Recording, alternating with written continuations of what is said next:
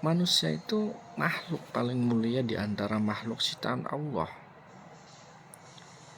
Paling mulia di antara makhluk ciptaan Allah lainnya. Bukan hanya fisik saja, manusia juga diberi anugerah sebuah akal, kasih sayang, nafsu dan lainnya.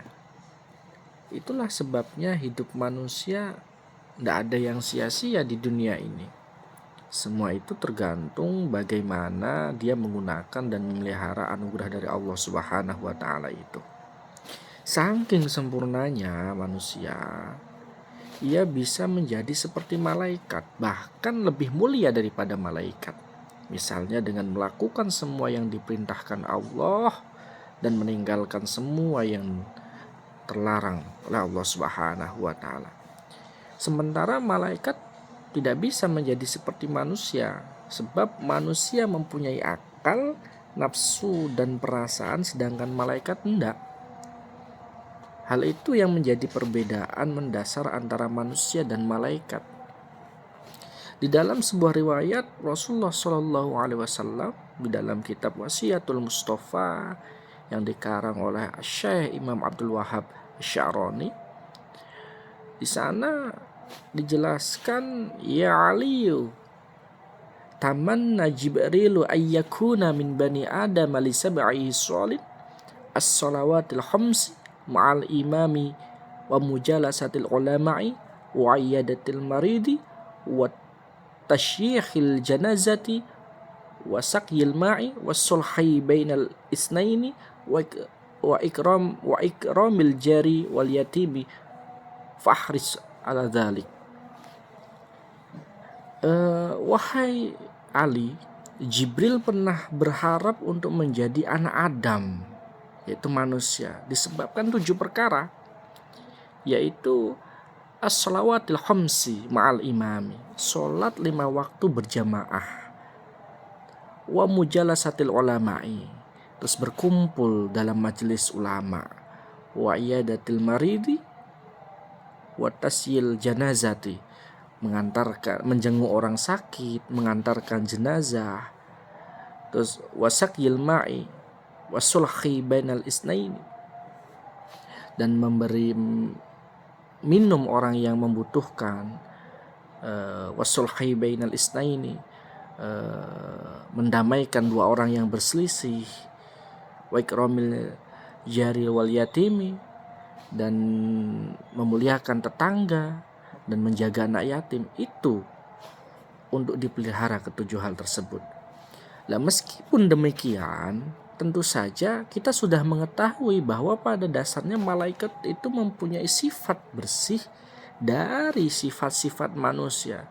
Lalu kenapa malaikat Jibril ingin menjadi manusia?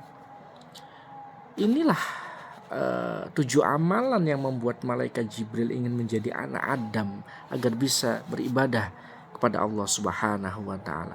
Yang pertama, sholat 5 waktu berjamaah, itu as-salawatil khamsi ma'al imami. Tidak dapat dipungkiri bahwa sholat adalah tiangnya agama bagi manusia dan menjadi ciri pokok umat Islam. Dalam sebuah bangunan sangatlah penting adanya sebuah tiang yang kokoh supaya bisa menyangga semua hal di atasnya tentunya. Begitu juga dengan sholat, baik buruknya seseorang itu terlihat bagaimanakah cara dia sholat. Sholat fardu itu lebih utama dilakukan dengan cara berjamaah. Rasulullah SAW bersabda, sholatul jama'ati afdalu min sholatil faddi bisab'i wa isrina darajah. Sholat jamaah lebih utama 27 derajat daripada sholat sendirian. Lalu yang kedua, malaikat Jibril ingin apa? Wa mujalasatil ulama'i, ingin duduk bersanding dengan para ulama. Dengan mencintai ulama, manusia akan mendapatkan keberkahan dan kebaikan, karena ulama merupakan orang-orang yang melanjutkan perjuangan para nabi yang berlandaskan Al-Quran dan hadis. Inilah yang membuat malaikat Jibril ingin menjadi anak Adam. Terus menjenguk orang sakit sebagai makhluk sosial, sudah sepantasnya saling menolong antara sesama.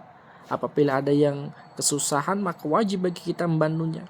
Salah satunya yaitu dengan cara menjenguk saudara seiman kita pada saat sakit. Menjenguk orang yang sakit merupakan perbuatan yang amat mulia dan terdapat keutamaan tersendiri. Salah satu, dengan menjenguk orang yang sakit, kita secara tidak langsung akan mempererat tali persaudaraan sama manusia. Lalu mengiring jenazah. Kematian sudah wajar akan datang pada semua manusia, baik dalam keadaan siap ataupun belum siap. Mengurus orang yang sudah mati atau jenazah merupakan kewajiban kita bagi yang masih hidup.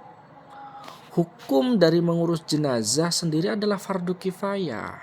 Artinya, apabila salah satu dari penduduk daerah sudah melaksanakannya, maka gugurlah kewajibannya.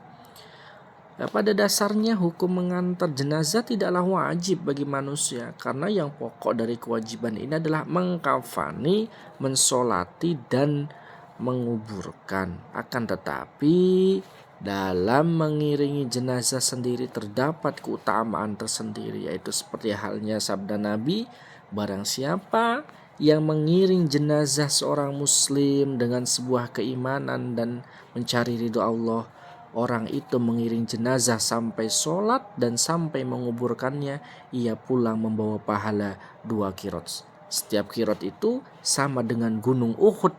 Dan barang siapa yang mensolati lalu pulang sebelum dimakamkan, dia pulang dengan membawa 1 qirot. Hadis riwayat Bukhari.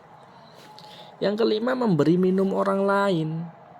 Hal ini bisa diartikan bukan hanya kok minum saja, akan tetapi saling menolong antara sesama manusia dalam hal apapun, dalam hal kebaikan tentunya. Dalam hadis yang diriwayatkan oleh Bukhari dan Muslim dan lainnya, disebutkan suatu saat ada seekor anjing yang berputar-putar di sekitar sumur yang hampir mati karena kehausan. Kemudian ada seorang pelacur dari Bani Israel yang melihat anjing itu. Lalu dia melepas sepatunya dan mengambilkan air untuk anjing itu. Dan ia pun meminumkan air itu kepada anjing itu. Maka diampunilah dosa orang itu lantaran perbuatannya itu. Hadis Bukhari dan Muslim. Luar biasa sekali. Maka kita jangan pernah remehkan perbuatan amal sekecil apapun. Qaliluhu wa kathiruhu. Sekecil apapun, boleh jadi amal yang kecil itu yang bisa menolong kita mendapatkan ridho dari Allah Subhanahu wa ta'ala. Dan kita juga jangan meremehkan dosa, kesalahan sekecil apapun. Boleh jadi atas dosa yang kecil itulah kita dapat murka dari Allah Subhanahu wa ta'ala. Yang keenam itu mendamaikan 2 orang yang berselisih tegang. Menjaga tali silaturahim sudah sepantasnya dilakukan oleh manusia, khususnya kaum muslimin. Apabila ada orang yang saling berselisih mengenai suatu hal, hendaklah kita menjadi pihak penengah supaya tidak terjadi hal yang tidak diinginkan seperti perkelahian, pertikaian, dan lain sebagainya. Yang ketujuh, memuliakan tetangga dan menjaga anak yatim. Memuliakan tetangga adalah hal yang sangat mulia, yang mudah dilakukan manusia. Tapi prakteknya ternyata sulit sekali. Banyak di antara kita dalam bersosial, dalam bertetangga, bahkan saling sapa pun tidak, saling bersuah pun juga tidak. Ini apalagi di kota-kota besar. Makanya dengan cara menjamu tetangga dan memperlakukannya dengan baik, bisa juga dengan memberi makanan atau cemilan kepada tetangga yang apabila kita mempunyai rezeki yang lebih, atau membawakan buah tangan pada saat kita pulang dari mana.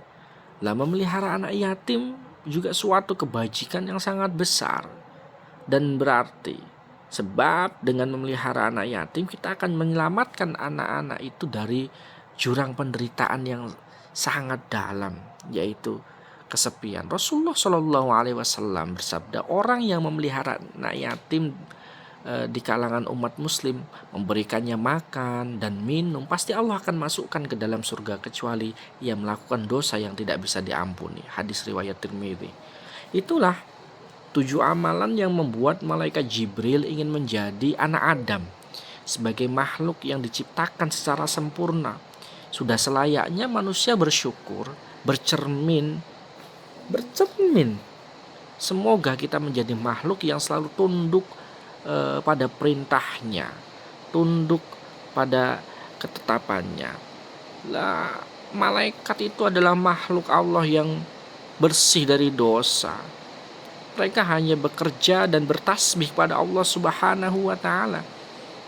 Allah Subhanahu wa taala pun berfirman dalam Al-Qur'an surah Al-Anbiya, "Wa man indahu la yastakbiruna an ibadatihi wa la yastahsirun yusabbihuna al-laila wan nahar la yafturun." Dan malaikat yang di sisinya tidak mempunyai rasa angkuh untuk menyembahnya dan tidak pula merasa letih. Mereka malaikat bertasbih tidak henti-hentinya malam dan siang. Namun sekali lagi, malaikat Jibril sebagai penghulu para malaikat sangat pernah ingin menjadi manusia karena 7 amalan yang kita sebutkan tadi di atas. Nah, mudah-mudahan ini menjadi pacuan semangat untuk kita semuanya. Lah, kita perlu syukur. Kenapa? Syukur itu pikiran jadi cemerlang, hati jadi terang, mau melakukan apapun jadi ringan. Maka dari itu, untuk bangkit perlu menumbuhkan rasa syukur pada Allah Subhanahu wa taala. Dan juga kita harus jujur. Jujur itu dalam semua hal. Dalam omongan, berpakaian, dan menunjukkan gestur bahasa tubuh harus jujur. Dan terakhir, kalau kita belum bisa membahagiakan anak yatim, janganlah membuat tangis si anak yatim. Jangan disakiti anak yatim, karena ketika anak yatim menangis akan mengguncang arsy-Nya Allah Subhanahu wa ta'ala. Hadanallah wa iyyakum ajma'in, ihdinas siratal mustaqim, wallahul muwaffiq ila aqwamit thoriq. Assalamualaikum warahmatullahi wabarakatuh.